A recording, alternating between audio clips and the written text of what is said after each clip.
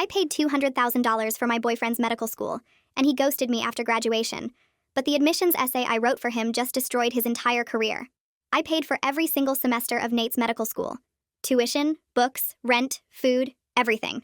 I worked 3 jobs while he studied. Overnight shifts at the hospital, tutoring on weekends, freelance medical writing whenever I could squeeze it in. Nate would say things like, "We're investing in our future," and, "When I'm a doctor, you'll never have to work again." I believed him because I was 23 and stupid and thought love meant sacrifice. The day after his graduation ceremony, Nate disappeared. No explanation, no goodbye, nothing. Just gone. Changed his number, deleted his social media, moved out of our apartment while I was at work. His friend Paul eventually told me Nate had been planning it for months. "He said you were too clingy and you needed a fresh start for residency," Paul explained. "He met someone at the hospital, another med student, someone on his level. 4 years and $200,000 of my money, and he ghosted me like we'd had 3 bad dates." I found out later he'd been with Alexis since his 3rd year. She came from money. Her father was chief of surgery at a major hospital. Nate had told her I was just his roommate who had a weird crush on him. He actually told people I was unstable and he'd had to escape for his own safety. What Nate forgot was that I wrote his entire medical school admissions essay. Not helped with it. Wrote every single word. He'd been rejected from 12 schools before he met me. His essays were garbage, just generic statements about wanting to help people and being fascinated by science. I rewrote everything from scratch.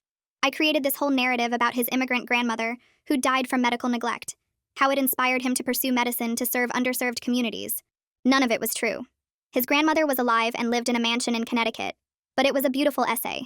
The admissions committee at Riverside Medical College specifically mentioned it in his acceptance letter. They even featured it in their promotional materials as an example of their commitment to diversity and community service. Nate had to maintain this lie throughout medical school.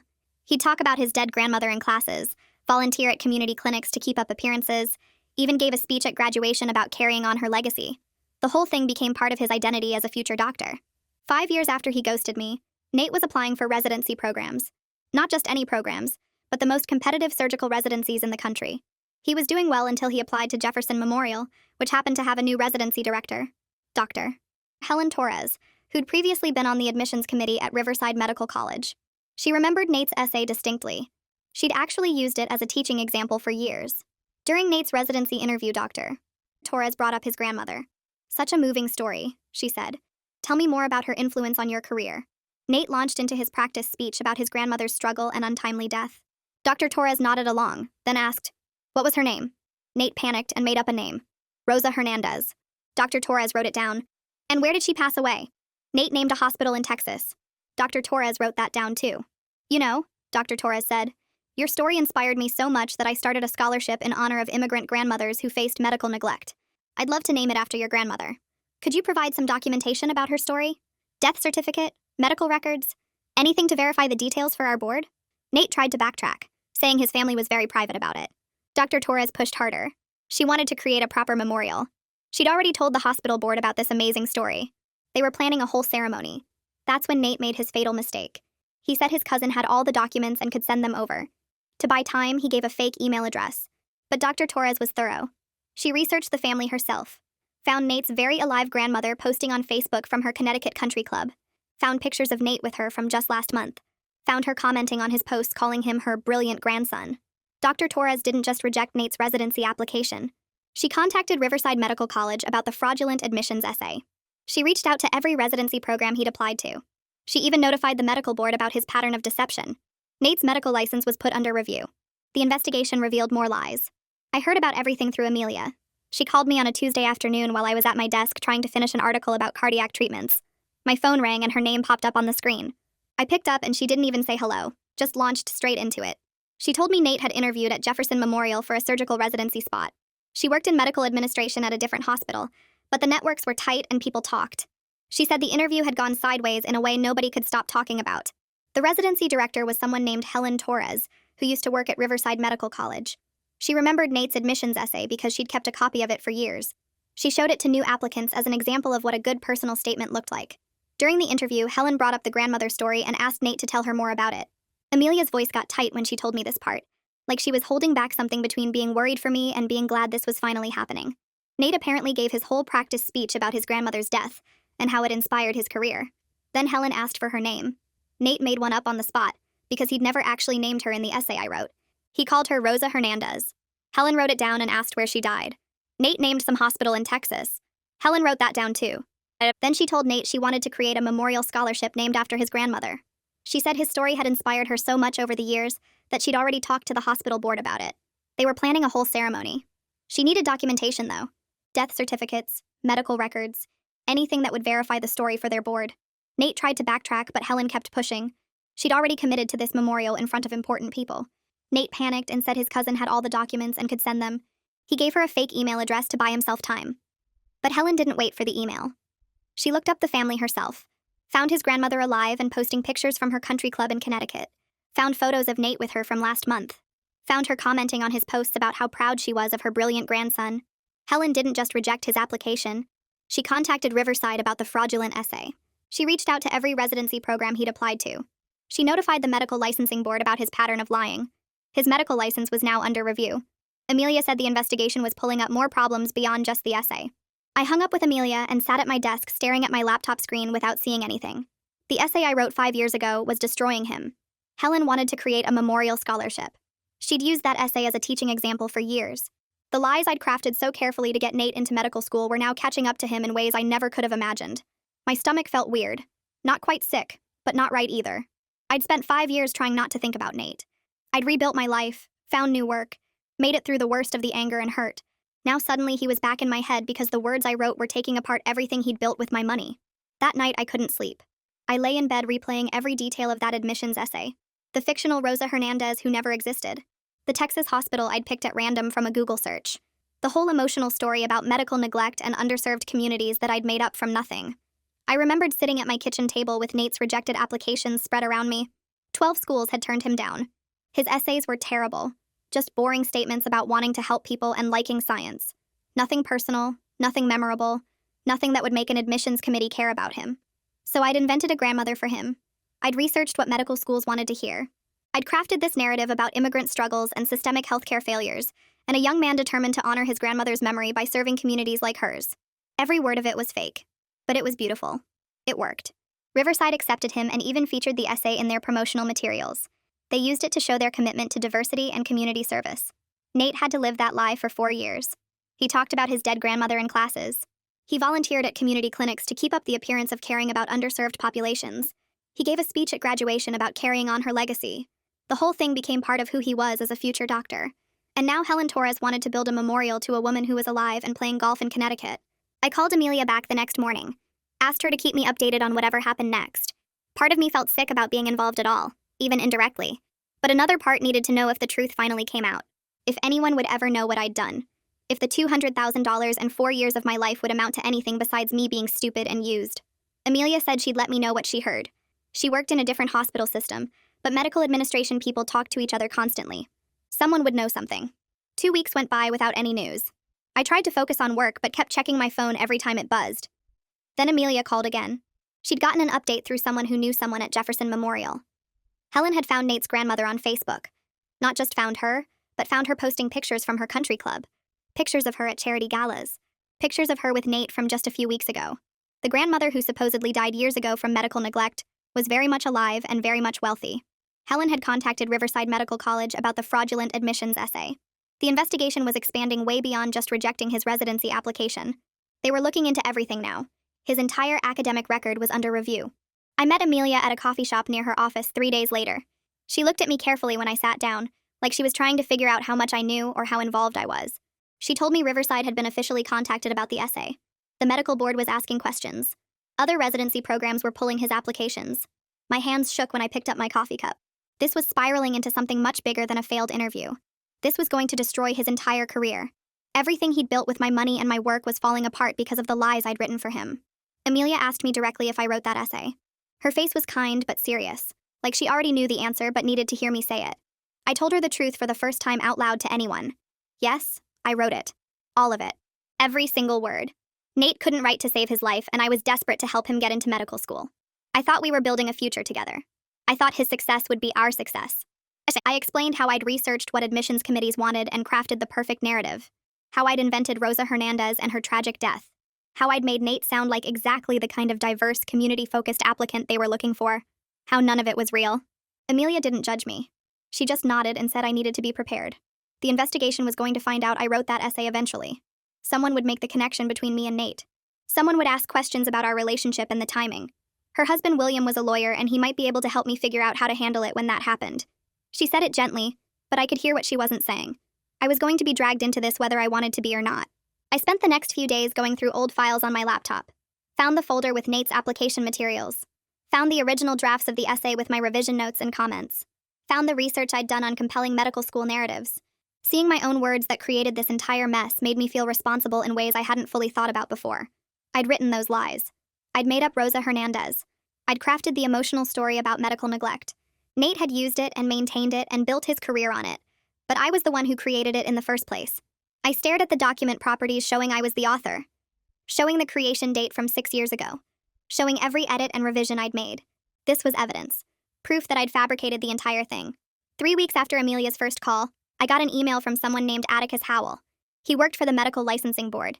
He was investigating problems with Nate's medical school application and credentials. He needed to speak with me about the admissions essay submitted to Riverside Medical College. He wanted to schedule an interview at my earliest chance. The email was professional and polite, but I could read between the lines. They knew. Someone had told them about me. Someone had connected me to Nate and to that essay. My involvement wasn't indirect anymore. I called William the next morning before my coffee even finished brewing. My hands shook while I held the phone, staring at Atticus's email on my laptop screen. William answered on the second ring and told me to come by his office that afternoon. He practiced contract law mostly, but he understood enough about academic fraud cases to help me figure out what I was walking into. His office was in a converted brownstone downtown, the kind of place with creaky wooden floors and mismatched furniture that somehow felt more trustworthy than the glass towers where the corporate lawyers worked. William sat across from me at his desk and read through Atticus's email twice, his reading glasses perched on his nose. He asked me to explain exactly what I did with Nate's application, so I walked him through the whole thing again. Writing the essay, creating the grandmother story, submitting it as part of his materials. William leaned back in his chair and tapped his pen against his notepad. Writing someone's essay wasn't illegal, he explained. Ghostwriting happened all the time, even if schools discouraged it. The problem was the content. I'd helped create false information that Nate used to gain admission to an educational institution.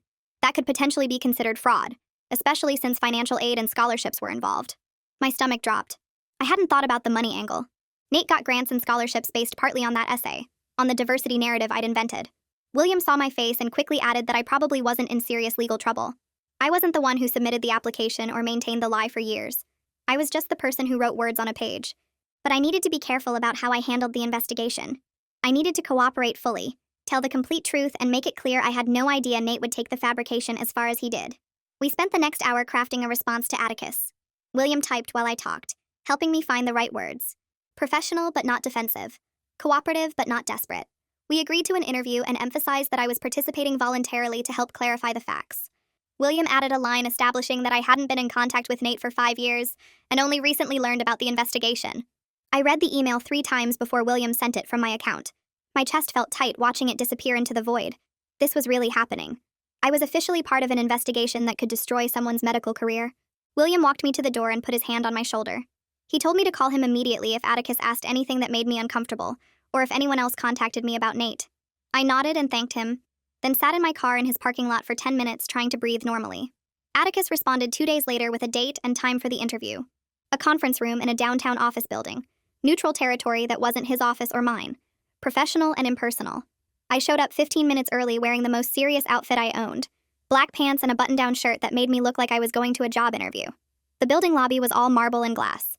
The kind of place that made you feel small and official at the same time. I took the elevator to the 7th floor and found the conference room. Atticus was already there, setting up a recording device on the table. He stood when I walked in and shook my hand. He was younger than I expected, maybe late 30s, with dark hair and tired eyes. He thanked me for coming and gestured to a chair across from him. The room was windowless and cold, just a long table and uncomfortable chairs. Atticus started the recording and stated the date, time, and who was present.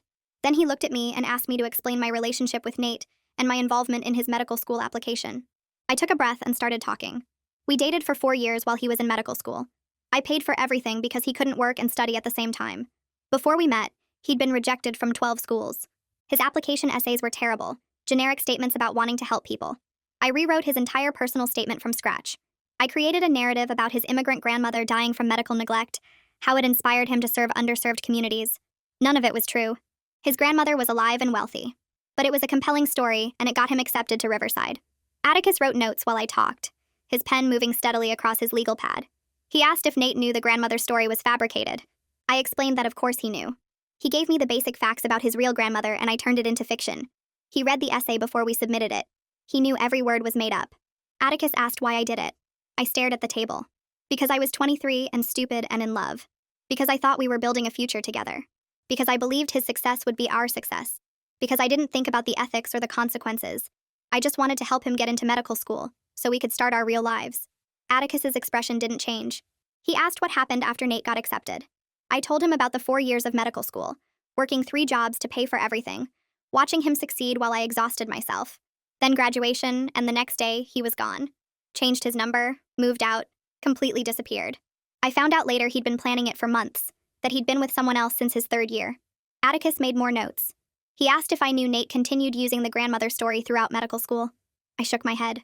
After he ghosted me, I had 0 contact with him. I didn't know he talked about her in classes or volunteered to maintain the lie. I didn't know he gave a graduation speech about her. I had no idea how far he'd taken the fabrication until Amelia told me about the investigation. Speaking it all out loud to an official investigator made everything feel huge and real in ways it hadn't before. This wasn't just a bad breakup or a stupid mistake I made when I was young. This was fraud. This was someone building an entire medical career on lies I'd written. This was patients who would have been treated by someone who got his license through deception. Atticus asked more questions about the timeline, about specific details in the essay, about whether anyone else knew I'd written it. I answered everything as honestly as I could. My voice stayed steady, but my hands were shaking under the table. After an hour, Atticus turned off the recording. He thanked me for my cooperation and said he might need to follow up with additional questions as the investigation continued. I nodded and stood up, my legs unsteady. He walked me to the elevator and shook my hand again. I pressed the button for the lobby and watched the doors close on his tired face. I sat in my car in the parking garage for 20 minutes, gripping the steering wheel and staring at the concrete wall in front of me. I'd just potentially ended Nate's medical career. I'd given official testimony that would be part of the permanent record. There was no taking it back now. Part of me felt vindicated. He'd stolen years of my life and $200,000 I'd never recover. He'd used me and discarded me and lied about me to other people. But another part of me felt sick. I'd written those lies. I'd created Rosa Hernandez and her tragic death. I'd made up the story that became the foundation of his entire professional identity. I'd enabled all of this, even if I didn't know how far he'd take it. That evening, Amelia showed up at my apartment with Thai food and a bottle of wine. She didn't ask how the interview went. She just set the food on my coffee table and sat next to me on the couch. We ate in silence for a while. Then I started talking. I told her everything I'd said to Atticus, every question he'd asked, every detail I'd admitted. Amelia listened without interrupting. When I finished, she asked how I was feeling. I laughed, a bitter sound that didn't match anything funny. Vindicated but also guilty. Angry but also sad. Relieved that the truth was finally on record but scared about what happened next. It was all such a waste. 4 years of my life, $200,000, and for what? So Nate could get a medical degree through fraud and then throw me away like garbage. Amelia squeezed my hand. She said her sister Sophia was a therapist and had offered to see me for a few sessions if I wanted help processing everything. I hesitated. I'd never done therapy before, and the idea of talking about Nate for an hour every week sounded exhausting. But Amelia pointed out that I was clearly struggling with complicated feelings, and maybe having a professional help me sort through them wasn't a bad idea. I agreed to think about it. 2 days later, I texted Amelia and asked for Sophia's contact information. My first session was the following week in Sophia's office. A small room with soft lighting and comfortable chairs that somehow didn't feel as intimidating as I'd expected. Sophia looked like Amelia, but softer, with the same dark eyes but a gentler expression. She asked me to tell her why I'd come in. I explained the whole situation, the essay, the ghosting, the investigation, the interview with Atticus. Sophia listened carefully and took a few notes. Then she asked me what I thought I was responsible for in all of this. I said I wrote the lies that got Nate into medical school. Sophia nodded and asked what Nate was responsible for. I started listing things. Maintaining the lie for 4 years, expanding it beyond just the essay, using me for money, ghosting me, building his entire professional identity on fabrications. Sophia pointed out that I'd enabled his initial deception, but everything after that was his choice. I didn't make him talk about his fake dead grandmother in classes. I didn't make him give speeches about her. I didn't make him continue the lie when he could have quietly let it fade away. Those were all decisions he made independently, long after I was out of his life. The session helped me see the difference between what I'd done and what Nate had done with what I gave him. I still felt guilty about writing those lies, but I started to understand that I wasn't responsible for every choice he made afterward. 2 months crawled by while the investigation continued. I tried to focus on my freelance medical writing work, pitching new clients and finishing existing projects. But every email notification made me jump. Every unknown number calling my phone sent my heart racing. I kept expecting Atticus to contact me with more questions, or Nate's lawyers to show up demanding I recant my testimony. The waiting was almost worse than the interview itself. 3 weeks later, Atticus emailed me again asking if we could schedule another meeting. He needed to go through the essay in more detail, wanted to understand exactly what parts I wrote versus what Nate might have added or changed later. I called William first to make sure this was normal for an investigation. He said it made sense that they'd want a complete record of my involvement versus Nate's actions afterward. We met at the same conference room downtown on a Tuesday afternoon. Atticus had printed copies of the essay with different sections highlighted in yellow and green. He asked me to walk him through my writing process step by step, explain where each piece of the grandmother story came from.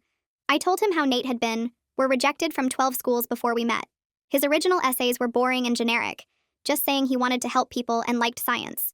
Nothing that would make him stand out from thousands of other applicants.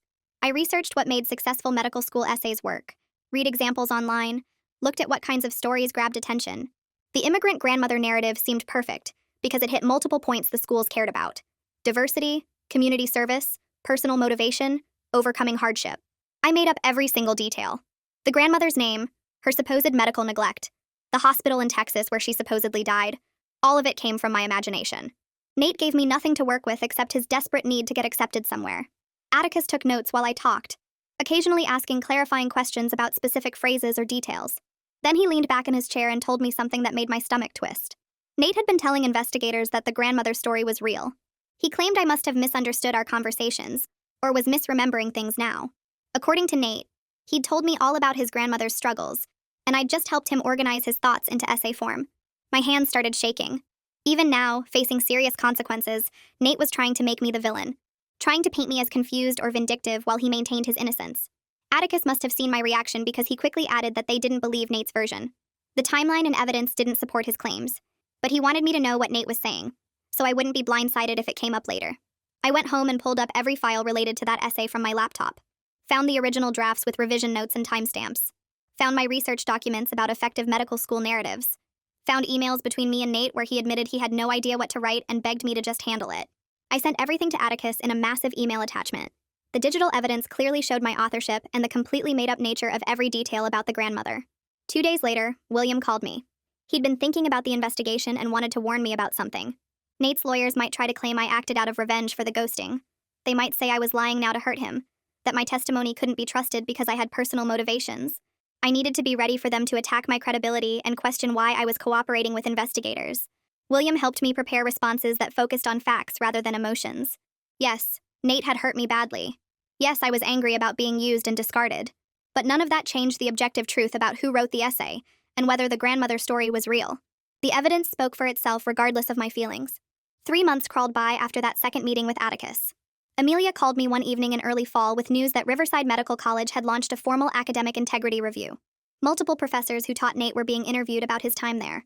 The school was taking the fraud seriously and conducting their own investigations separate from the medical licensing board. I started having trouble sleeping. Would lie awake replaying every conversation with Atticus, every detail I'd revealed, every piece of evidence I'd provided. My freelance work suffered because I couldn't focus on client projects. I'd start writing an article and then find myself staring at my computer screen thinking about Nate's career falling apart because of what I'd done. Sophia helped me develop coping strategies during our weekly sessions. Breathing exercises, mindfulness techniques, ways to redirect my thoughts when they spiraled. But she was honest that there was no easy fix for the reality that I was central to dismantling someone's entire professional life. Even if Nate deserved the consequences, carrying that weight was hard. 4 months into the investigation, Atticus called me with an update that changed everything. Other problems had emerged in Nate's record beyond just the admissions essay. Faculty members at Riverside had reported concerns about his academic honesty during medical school. Apparently, the grandmother lie was just the most visible part of a much bigger pattern. Atticus couldn't share all the details yet, but he wanted me to know the investigation had expanded significantly. I felt this weird mix of validation and horror when Amelia filled in more details a week later. Nate had cheated on exams, plagiarized assignments, copied other students' work, and presented it as his own. Multiple professors had flagged concerns over the years, but nothing had been formally investigated until now. The person I'd sacrificed everything for, worked 3 jobs to support, gave $200,000 to, was fundamentally dishonest in ways I'd never fully understood. It wasn't just about using me for money or ghosting me after graduation. Nate had cheated his way through medical school while I was breaking myself to pay for an education he wasn't even earning, honestly. 5 months after my first interview, a woman named Gwendolyn reached out via email. She was Atticus's colleague at the Medical Licensing Board and needed to discuss my potential testimony if the case went to a formal hearing. We scheduled a phone call for the following week. Gwendolyn was kind but very direct about what I needed to prepare for. If there was a hearing, I'd be questioned under oath about everything related to the essay, my relationship with Nate, and the financial support I'd provided. Nate's lawyers would try to discredit me.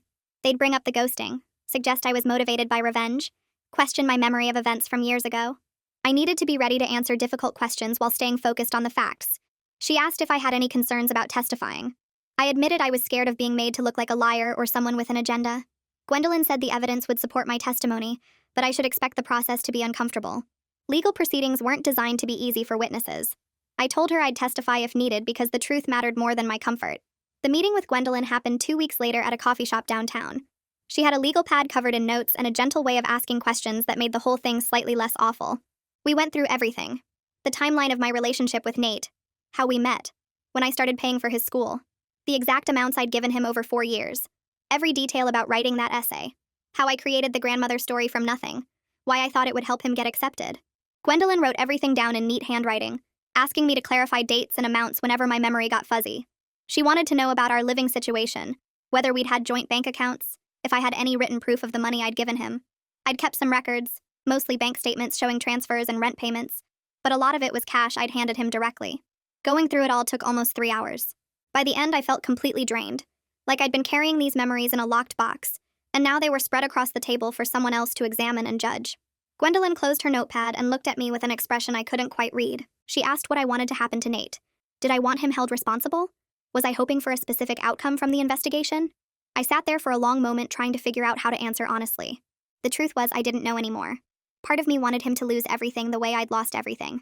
But another part of me just felt tired of carrying all this anger around. I told her I didn't know what I wanted beyond people knowing the truth. He'd gotten away with using me for so long, telling people I was unstable, making himself the victim when he was the one who'd taken my money and disappeared. I just wanted someone official to acknowledge that what he did was wrong, that I wasn't crazy or lying or making things up for revenge. Gwendolyn nodded and made another note. She said that was actually the best answer I could have given, that my willingness to tell the truth regardless of the outcome would make me a strong witness if it came to that. 4 months after the investigation started, Amelia called me on a Tuesday afternoon. Her voice had that careful tone people use when they're delivering news they know will hit hard. She told me Nate had been placed on leave from his program. Not fired exactly, but told not to come to work while the licensing board finished their review. His career was on hold, possibly forever depending on what they decided. I thanked Amelia for letting me know and hung up. Then I sat on my couch feeling this wave of sadness I hadn't expected at all. It wasn't that I felt sorry for Nate. I didn't. But hearing that his career was basically over made something real that had felt abstract before. The future I'd believed in when I was 23, the one where we'd both benefit from his success, that future had never existed. It was built on lies from the start. He'd been planning to leave me even while I was working overnight shifts to pay his rent. The whole thing had been fake, and now there was official proof of just how fake it had been. My next session with Sophia focused on that unexpected sadness. She helped me understand I was mourning more than just the relationship. I was mourning the version of myself who'd been young enough and trusting enough to sacrifice everything for someone who saw me as a resource instead of a partner. That version of me had believed love meant giving until you had nothing left. She'd thought being needed was the same as being valued. Sophia said it was okay to grieve for that younger version of myself, to feel sad about the years I'd lost and the money I'd never get back. But I also needed to recognize how far I'd come from that person. I wasn't her anymore. I'd rebuilt my life and my career without anyone's help. I'd learned my worth wasn't tied to how much I could give someone else. 5 months into the investigation, William called me with news that made my hands shake with anger. Nate's lawyers wanted to discuss a settlement. They were asking if I'd be willing to soften my testimony, maybe say I'd misremembered some details, or that the essay had been more of a team effort. In exchange, Nate would start paying back some of the money he owed me. William's tone made it clear what he thought of this offer, but he had to present it to me officially.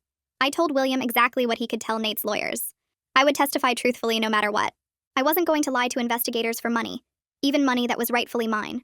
The suggestion that I'd compromise the truth for a payout made me so angry I had to pace around my apartment for 20 minutes after hanging up. This was exactly who Nate was. Even now, facing the end of his career, he thought everyone had a price. He thought I'd help destroy his future, and now I'd help save it if he just offered enough cash. William called back an hour later and said he'd delivered my message. He also explained that the settlement offer itself was revealing. Nate's lawyers wouldn't be reaching out unless they knew the evidence against him was really bad. They were desperate, which meant the investigation had found even more problems than I knew about. The fact that they thought I might be willing to change my story showed how little they understood about why I was cooperating in the first place. This wasn't about revenge or money. It was about the truth finally mattering after years of Nate's lies. I spent the evening drafting a formal statement declining any settlement and saying again that I'd cooperate fully with the investigation. William helped me make sure the language was clear and professional. Signing that statement felt powerful in a way I hadn't expected. I was choosing truth and honesty over money I desperately needed. I was proving to myself that I'd learned something from this whole awful experience. Some things mattered more than getting back what you'd lost. 6 months after everything started, an official letter arrived from Riverside. They'd finished their review of Nate's time at the school. Based on the fake admissions materials and other problems they'd found while investigating, they were taking back his degree. The medical school diploma he'd earned with my money, the one I'd watched him receive at graduation right before he ghosted me, it didn't exist anymore. Riverside had erased it from their records like he'd never been a student there at all. Amelia called me an hour after I got the letter. Her voice sounded tight and worried when she asked if I'd read everything carefully. I told her yes, Riverside took back his degree, and she said there was more to it than just that. Without the medical degree, Nate's medical license was automatically invalid no matter what the licensing board decided later. She explained it like this. The license was based on having completed medical school, so if the school said he never actually graduated, the license couldn't exist anymore. It wasn't even up for debate. The degree revocation did what months of investigation couldn't do faster. It just erased everything he'd built in one move. I sat with that news for 3 days straight, barely leaving my apartment except for work. I kept trying to figure out how I felt about being the reason someone's entire professional life got destroyed. Part of me felt good about it, like finally something balanced out after years of him getting away with everything. But another part felt sick and heavy, like I'd done something huge and irreversible that I couldn't take back even if I wanted to. Sophia came over on the 3rd day with takeout and made me talk through it. She reminded me that I didn't force Nate to use a fake essay, maintain lies for years, cheat on exams, or ghost me after stealing my money. He made every single one of those choices himself. I just wrote some words on a page 5 years ago when I was young and stupid and in love. Everything that happened after that was him deciding to keep lying instead of coming clean. She said I needed to stop taking responsibility for his decisions just because I felt guilty about my small part in how it started. That helped a little, but I still felt weird about the whole thing. 2 weeks later, Atticus sent me an email asking if I'd testify at a formal licensing board hearing.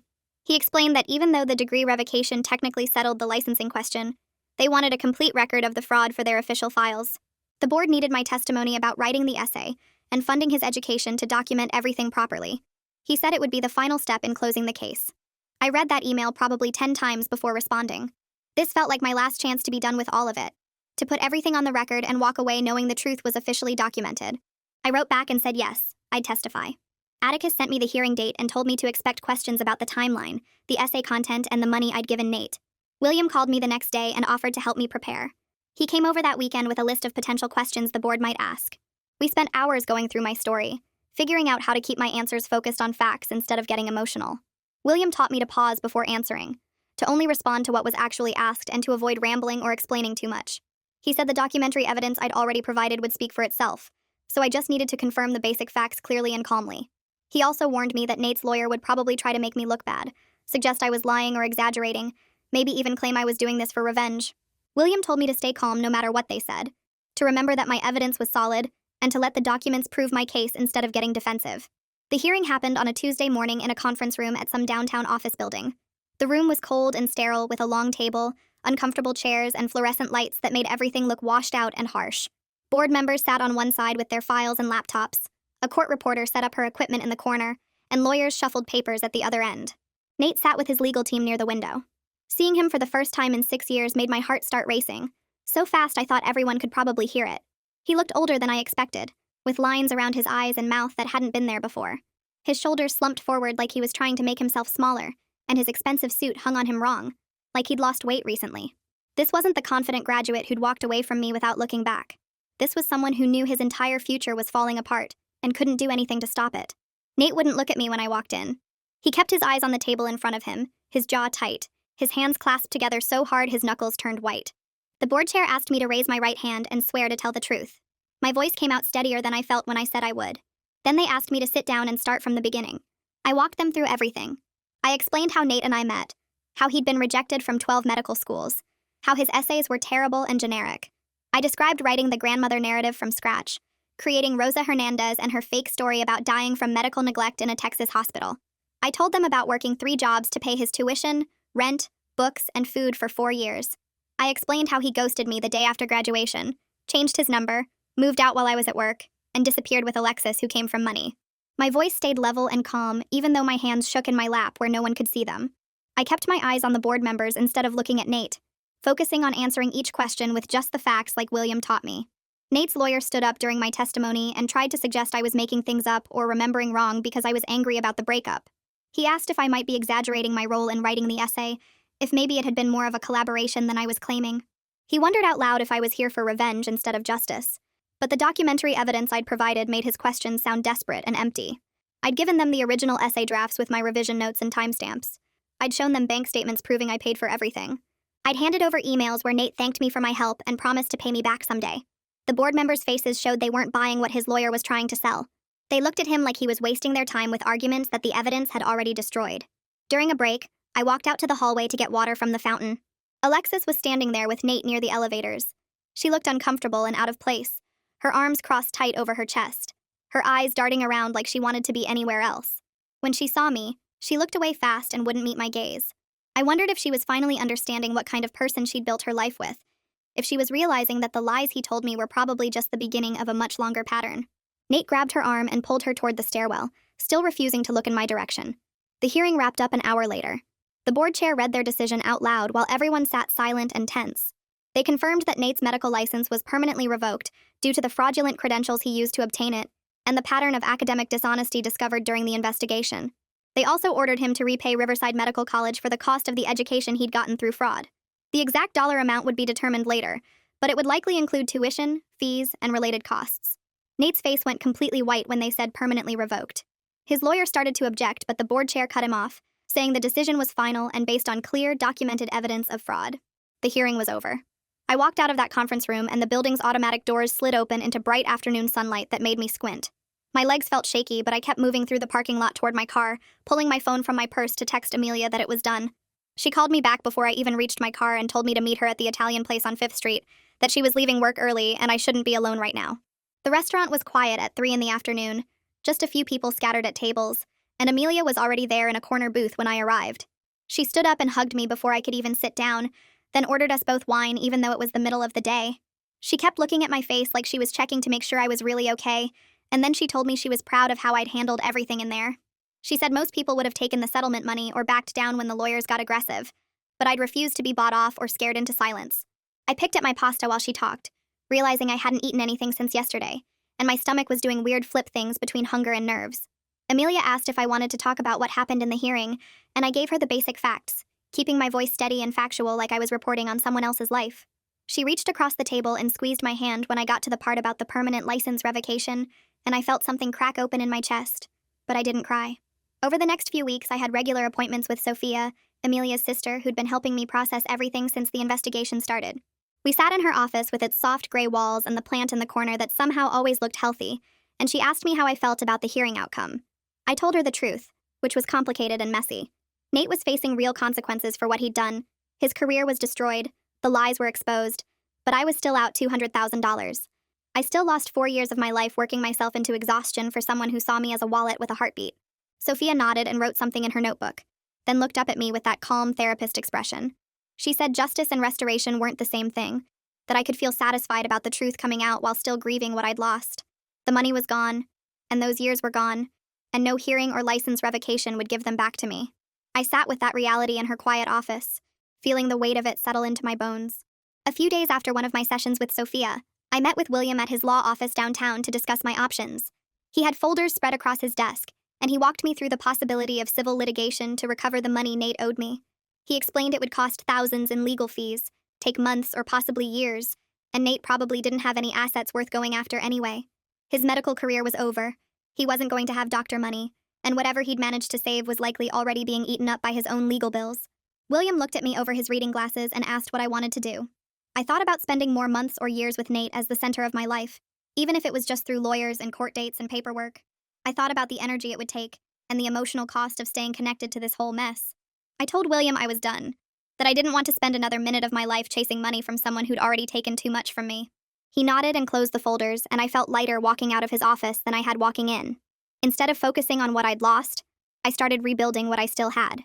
My freelance medical writing business had suffered during the months I was consumed by the investigation, responding to emails from lawyers and preparing for testimony, and basically falling apart. I'd lost clients because I missed deadlines or didn't respond fast enough or just couldn't focus on their projects when my brain was stuck in the past. Now I reached out to old clients with apologies and explanations, pitched new prospects, updated my website and portfolio. The work came back slowly at first, then faster as I proved I was reliable again. I took on a project writing patient education materials for a cardiology practice, then another creating content for a medical device company's website. Each new client felt like proof that I had value beyond my history with Nate, that I'd built real skills during those years even if I'd been funding someone else's dreams. Sophia and I kept working on the anger I still carried around like rocks in my pockets, heavy and sharp-edged. She asked me what holding on to rage was doing for me, whether it was protecting me or just giving Nate continued power over my emotional life. I wanted to argue with her, but I knew she was right. Being angry at him didn't hurt him at all. He probably never thought about me unless he had to, but it was eating me up from the inside. We worked on letting it go piece by piece, not forgiving him, but just setting down the weight of constantly being mad about what he'd done. It was harder than I expected. Like my anger had become part of my identity and I didn't know who I was without it. 8 months after the hearing, Amelia called me on a Tuesday night while I was working on a project about diabetes management. She had gossip from the medical community, the kind that spreads fast through professional networks. Nate and Alexis had broken up. Apparently she couldn't handle being associated with someone whose career had imploded so publicly and completely. Amelia said she'd heard through someone who knew someone that Alexis had moved to a different city for a new position and cut all contact with Nate. I felt this petty, mean satisfaction hearing that news, like karma had finally caught up to him in multiple ways at once. He'd lost his medical license, his career, his degree, and now the woman he'd left me for had abandoned him too. I told Sophia about it in our next session, and about feeling weirdly happy that he was alone. She smiled a little and said it was completely human to feel vindicated when someone who wronged you faces multiple consequences, that I didn't have to be a saint about it. The satisfaction faded after a few days, but it felt good while it lasted. I started dating again around that time, nothing serious, just coffee dates with guys I met through apps or friends of friends. The first few were awkward because I'd forgotten how to do this, how to make small talk with someone who didn't know my whole messy history. But it got easier, and I remembered what it felt like to connect with someone without Nate's ghost sitting between us at the table. I went out with a teacher who talked too much about his ex, a software developer who was nice but boring, an accountant who made me laugh. None of them turned into anything serious, but that was okay. I was just practicing being a person who dated instead of someone who was still stuck in the past. A year after the investigation ended and the hearing concluded, I sat at my desk looking at my bank account and realized I was actually okay. Not rich, not where I would have been if I hadn't lost $200,000, but stable. I had steady clients, money in savings, rent paid on time every month. I'd never recover what I lost, but I was building something that belonged only to me, funded by my own work, and free from anyone who might see me as something to exploit. Some mornings I woke up and didn't think about Nate at all until something reminded me, and those mornings felt like victories. About 3 months after that realization, I walked into a coffee shop near my apartment and saw Paul sitting at a corner table. He spotted me at the same time, and his face did this complicated thing where he looked guilty and relieved all at once. I grabbed my coffee and he waved me over, so I sat down even though part of me wanted to just leave. He apologized right away for not speaking up sooner about what Nate was planning. Said he should have warned me, but he was young and stupid and didn't want to get involved in someone else's relationship drama. I told him it was okay because holding grudges against everyone connected to Nate seemed exhausting and pointless.